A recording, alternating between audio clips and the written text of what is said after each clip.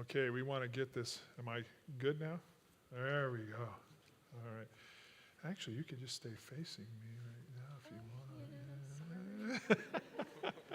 I knew I was doing something. Yeah, I'm like, I can't figure out what it is. It's all good. No, this is a celebration, so we're all happy here, and it's all good. Well, I want to say something first to all of you who have come as guests. This is an exciting day for both Kyle and Denise, but it's also exciting for us. We've had some part of their lives up until now, and whenever we see someone who reaches this point, it just brings a smile to our face, and we want to be a part of that. And so I'm glad you're here to be a part of them sharing their promises with each other. We do come with a certain amount of sadness and loss in that Ron is not here with us today, but we acknowledge that he loved Jesus, and he's celebrating today too. So we hold that dear and close to our hearts. Now I'm going to say a few things to you and Denise, Kyle. Today you've come here to pledge a lifelong commitment to each other. It's a pledge based on a deep and abiding love that you have for one another, which I hope you realize, and we'll talk about more, is more than a feeling, right? Even though today in the world it seems like when they talk about love, that seems to be the sum total of what they're talking about, how I feel. But it's born more out of a choice. And it is a choice every day. It's a commitment that you make to one another. It's an intimacy that you build with each other.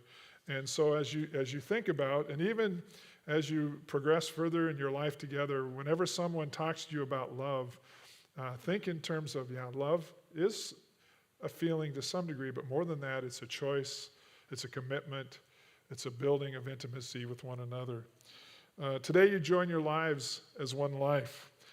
And again, it was Jesus who said, at the beginning, the Creator made them male and female and said, for this reason, a man will leave his father and mother and be united to his wife, and the two will become one flesh.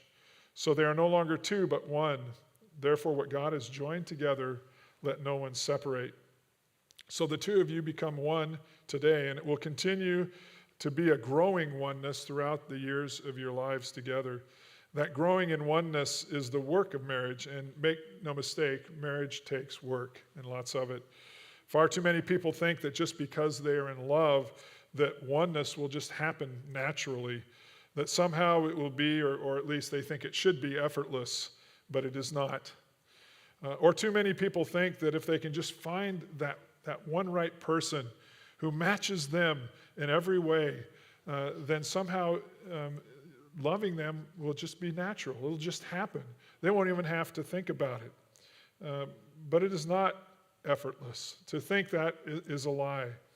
And that's one of the biggest reasons I think we see so many people ending their marriages when things get hard, or being disillusioned with marriage and not even marrying in the first place. Every aspect of marriage takes work. But don't get me wrong, every aspect of marriage is exciting and wonderful as well. But again, we have to do the work. And when I say every aspect, I mean the physical, the relational, the intellectual, and the spiritual parts of your marriage. And I'd like to take just a moment to speak to each one of those, okay? So the first is the physical, which the world has kind of reduced to something that's recreational and unbound by promises. But rather, the physical is a sacred and beautiful gift meant to be explored by a man and a woman together. Contrary to the world's attitude, it is meant to be shared only between a wife and a husband, and it is as much a part of the binding oneness as any other aspect of marriage. And it is so much more even than the sexual. It is the work of caring physically for one another. That's why we talk about in sickness and in health, and you hear those words so often in marriage or in a wedding ceremony. The little things that your spouse needs, the physical little things that you do for one another.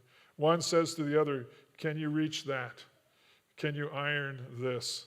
I'm not going to tell you which one's going to take care of those jobs. Can you clean that up? Can you drive me to this place? You do the work because you love each other, and love is an action word and is seen in our actions. It's seen in the physical.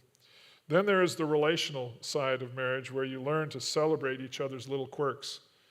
And I'm guessing you have a couple, right? Yeah, just a few, okay. Again, contrary to the world, our differences are something to be celebrated and not complained about. You take the time to talk, to know, and to be known. You ask, how was your day? And then you listen. You take the time to hear. You become best friends and work at that friendship every day for the rest of your lives. You learn to treasure your time together. You are each other's best friend. Then there's the intellectual side. You challenge each other. You teach each other. You never use words like stupid or dumb.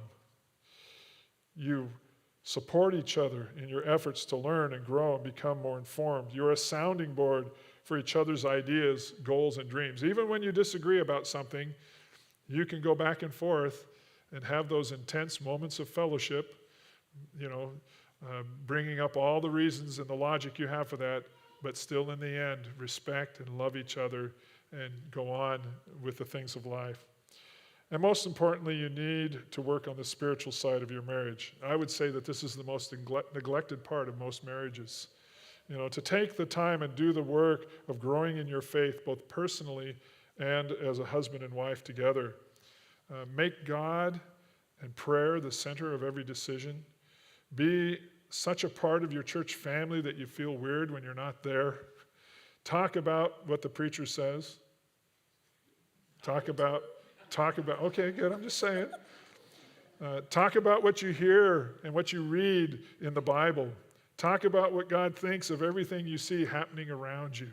Spend that time, do that, and your marriage will flourish because of it. So promise each other today that you will do the work of marriage. And I wanted to share with you an article I read not too long ago where they said this: the true beauty of a wedding is not found in the floral arrangements or the extravagant attire or venue or cuisine. What makes a wedding beautiful is the love it represents and the promises the bride and groom make to uphold their love for the rest of their lives. Vows matter, commitments matter, covenant matters. The vows said during a wedding ceremony aren't just said as a formality. They serve a very real purpose. They serve as concrete reminders when love feels hard. They are landmarks in the deserts of marriage, pointing us down a life-giving, love-sustaining path of covenant love. So remember your vows. Live by them, especially when it feels hard. That's why they exist. Your vows are important for today, but even more important for the future. They are a reflection of God's love for us and a foundation of your love for one another. So Denise, if you would hand off your bouquet, if the two of you would face each other and join hands. Kyle, do you take Denise to be your wife? Do you promise to love, honor, respect, trust, encourage, and be faithful to her as long as you both shall live? If this is your commitment, then say, I do. I do. Right? Denise, do you take Kyle to be your husband? Do you promise to love, honor, respect, trust, encourage, and be faithful to him as long as you both shall live? If this is your commitment, then say, I do. I do. Kyle and Denise have rings they'd like to share with each other, if we haven't lost them.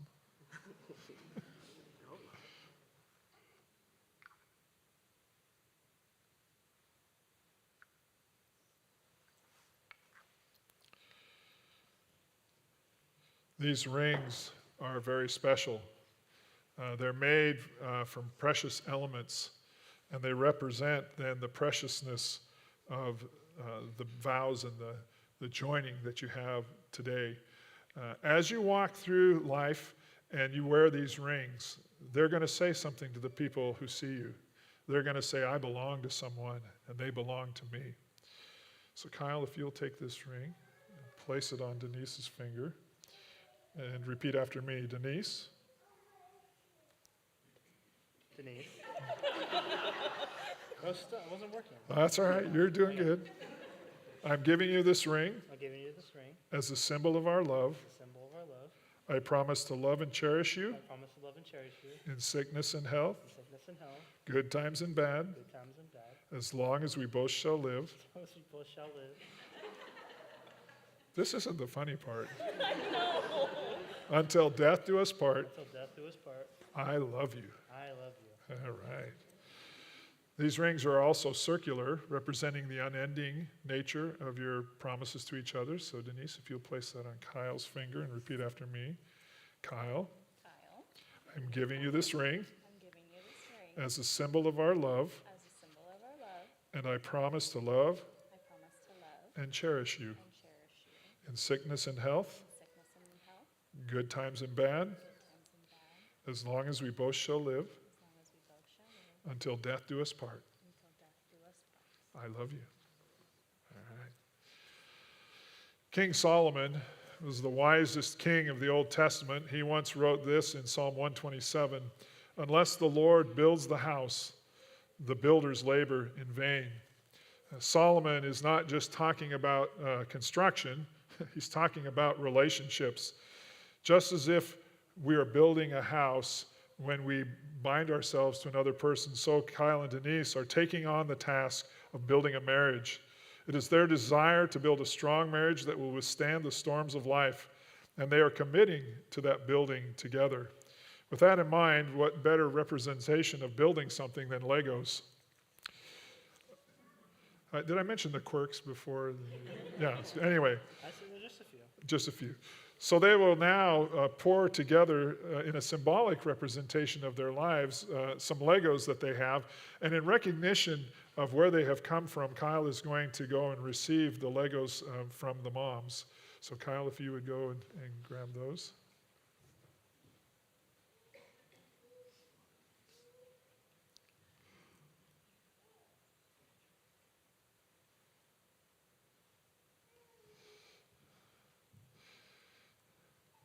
And they're going to go ahead and go over to the table and start building.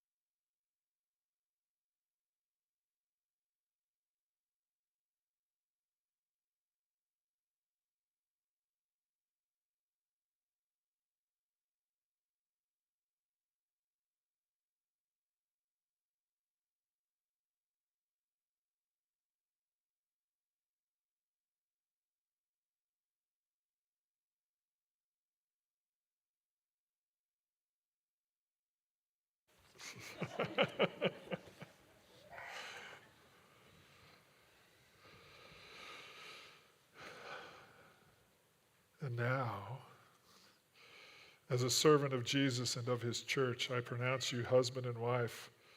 Kyle and Denise, you may seal it with a kiss.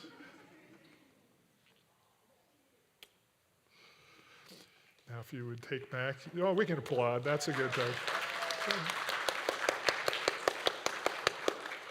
And if you'd turn and face your guests, please. I would like to introduce to you Kyle and Denise Alexander.